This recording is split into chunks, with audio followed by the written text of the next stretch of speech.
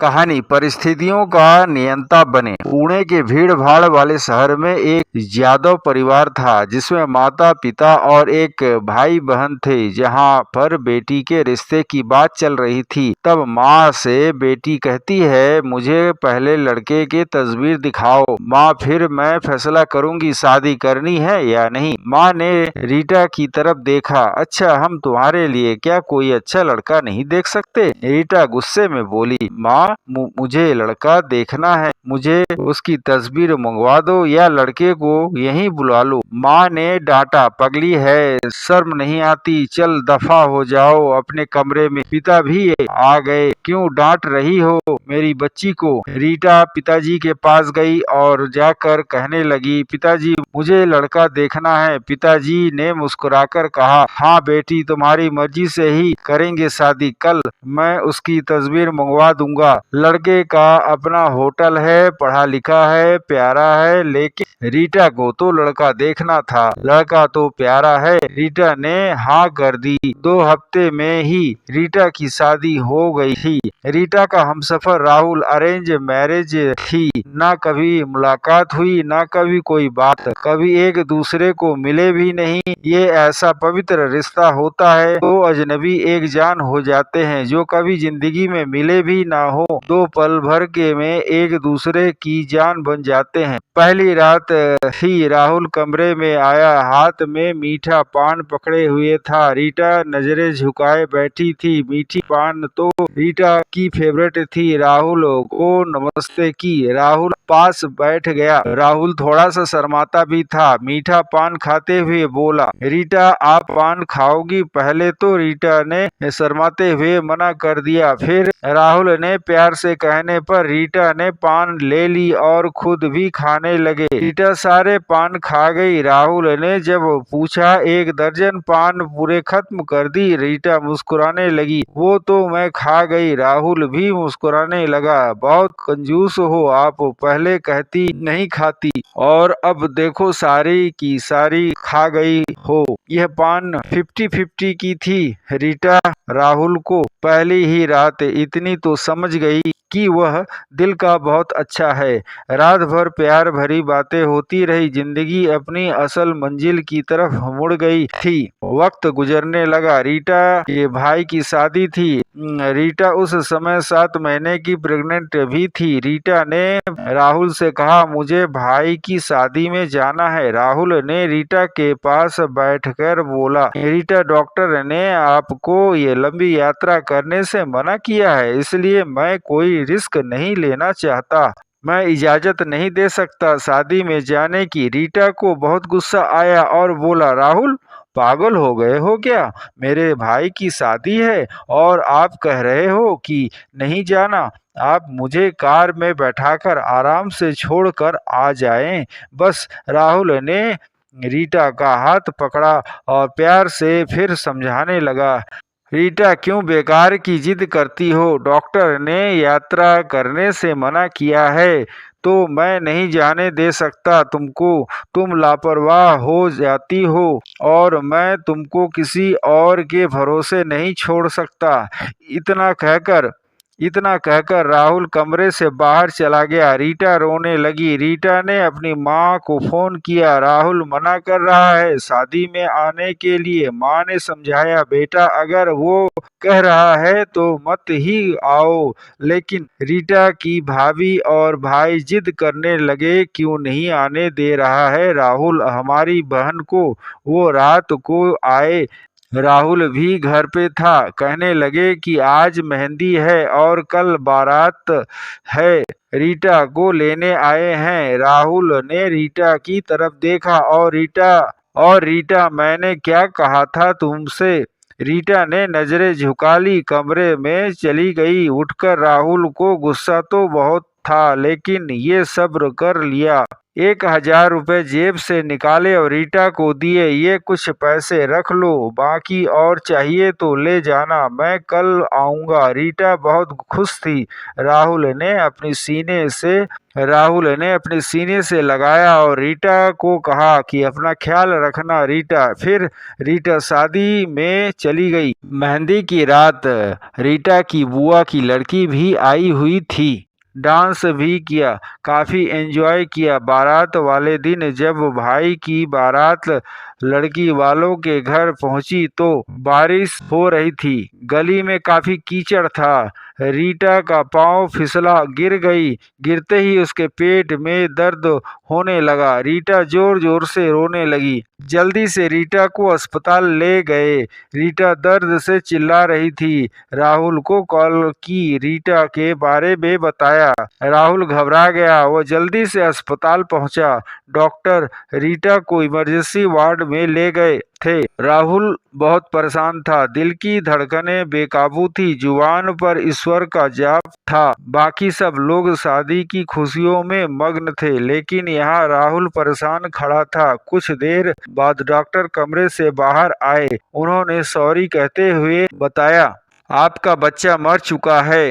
राहुल बेजान सा होकर कुर्सी में बैठ गया है। भगवान से हिम्मत मांगकर जल्दी से वार्ड में गया और रीटा रो रही थी और उसको देखकर मुंह मोड़ लिया। राहुल पास बैठ गया, सर पर हाथ फेरने लगा। अच्छा चल चुप कर मेरी सोनी, रोना बंद कर, बस ऊपर वाले की मर्जी थी। रीटा फूट फूट कर रोने लगी। राहुल मुझे माफ कर दो, मुझसे गलती हो गई। राहुल ने आंसुओं से भीगी हुई पलकों को चूम लिया और अरे बस बस मेरी जान, रोते नहीं हैं, बस ऊपर वाले की मर्जी थी, चुप हो जाओ। रीटा खुद को गुनहगार समझ रही थी, अपने बच्चों और राहुल रीटा का सर अपनी गोद में रख लिया। चुप हो जाएं मेरी सोनी सोनी, रो मत, अब देख मैं तेरे पास हूँ। और फिर रीटा को हॉस्पिटल से सीधे ससुराल लेकर चला गया। शादी खत्म हुई तब घर आ गई रीटा का हाल पूछने। रीटा खुद पर इल्जाम दे रही थी, मुझे रोका था राहुल ने, लेकिन मैं जिद करती रही, शादी में जाना है। अगर मैंने इनकी बात मान ली होती तो आज शायद मैं अपना बच्चा न खोती। राहुल समझ रहा था कि रीटा दिल ही दिल में खुद को कसूरवार ठहरा रही है, इसलिए राहुल प्यार से समझाता था रीटा को। अरे पागल है इसलिए राहुल प्यार से समझाता रहा रीटा को, अरे पागल है, खुद को परेशान न कर, ऊपर वाले की मर्जी थी ना, ऊपर वाले हमें फिर से औलाद जरूर देगा। रीटा राहुल की आंखों में देख रही थी। राहुल आप इतने अच्छे हैं, मुझे डांटा नहीं है, आपने कुछ कहा नहीं। राहुल ने लंबी सांस ली, मुस्कुराकर बोला, जब तुमने मेरी बात मानी ही नहीं थी तो रीटा अब कुछ कहने का क्या फायदा। रीटा समझ रही थी राहुल का खामोश गुस्सा। 1 साल बाद फिर ऊपर वाले ने उनको बेटा दे दिया। सब बहुत खुश थे। राहुल बाहों में उठाकर झूमने लगा अपने बेटे को। रीटा बेड पर लेटी राहुल की आंखों में बेटे के प्यार में निकलते आंसू देख रही थी। जिंदगी में अच्छे दिन आते हैं, लेकिन अक्लमंद वही होता है जो खुद को हालात में ढाल लेता है। राहुल के 2 भाई जो राहुल से अमीर, उन दोनों भाइयों का अपना अच्छा खासा बिजनेस था, लेकिन राहुल का छोटा सा होटल था जिसमें बस गुजारा हो रहा था। रीटा ने जिद की, राहुल बच्चे को गर्मी लगती है इसलिए यह बहुत रोता है, मुझे कमरे में एसी लगवा कर दें। रीटा खर्चा लेती है बच्चों के दूध का या फिर दूसरे जरूरी सामान का। भाई कब तक दे सकते थे खर्चा, उनके भी अपने बच्चे थे। तब ही राहुल अपने होटल को बंद कर दुबई बहुत पैसा कमाने के लिए गया और अपने बीवी और बच्चे को ससुराल छोड़ के गया। रीटा के बच्चे अपने मामा के यहाँ कोई नुकसान कर देते, कोई चीज तोड़ देते तो रीटा की भाभी हजारों बातें करती, ताने देती थी। रीटा चुपचाप सुन लेती थी। क्या करती, आखिर किसी को कुछ बताती भी न थी। दीपावली का दिन था। रीटा ने भाई से कहा, पैसे दे दो, बच्चों को शॉपिंग करवानी है। पास से बोली बहन, साफ सी बात है, हमारे पास फालतू के पैसे नहीं है। उसी इंसान के साथ गुजारा नहीं तो तलाक लेकर किसी दूसरे से शादी कर लो, जाओ यहाँ से। रीटा उस दिन बहुत रोई थी। उसे एहसास होने लगा था, राहुल तो मेरे सर का ताज है। राहुल दुबई में बच्चों को याद कर बहुत रोता था, क्योंकि वह वहाँ बहुत पैसा कमाने गया था ताकि पुणे शहर में बड़ा होटल खोल सके। उधर रीटा के भाई ने रीटा के लिए एक आदमी देखा जिसकी पत्नी की मृत्यु हो चुकी थी, 2 बच्चे थे। उसके भाई ने रीटा से कहा कि बस राहुल से तलाक ले लो और इस आदमी से शादी करके घर बसा लो।